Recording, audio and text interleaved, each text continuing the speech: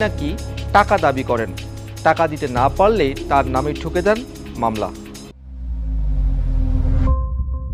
Nazrul Islam green biotechnology প্রজেক্টের in charge হিসেবে কর্মরত আছেন। হঠাৎ কি এমন হলো তার উপর এমন হামলার ঘটনা ঘটল? নজরুল ইসলাম দাবি করেন, গত কয়েক বছর ধরে বায়োজিনের মালিকের কাছে ৩০ লাখ টাকা চাঁদা দাবি করে আসছিল জাকির ও তার লোকজনেরা। সেই থেকে ঘটনার সূত্রপাত। জাকির সে বলছে যে তুই যদি এখানে চাকরি করতে চাস আর এই জায়গায় এই প্রতিষ্ঠান যদি তুই চালাইতে চাস, তোর যে সিইও আছে, তোর যে মালিক আছে যিনি, তাকে বলিস যদি ৩০ লাখ টাকা দেয় তাহলে এটা চালাইতে পারবে, তা না হলে তোদের নামে মিথ্যা মামলা এবং কি বিভিন্ন ধরনের হয়রানিমূলক যা কাজ করা দরকার তা করবো। বর্তমানে তিনি ও তার পরিবার এই ঘটনার পর থেকে আতঙ্কে দিন পার করছে। নজরুলের উপর হামলার ঘটনায় তিনি একটি মামলাও দায়ের করেছেন। এখানে জাকি ছিল, এনামুল ছিল, তা সুহেল ছিল, আমিন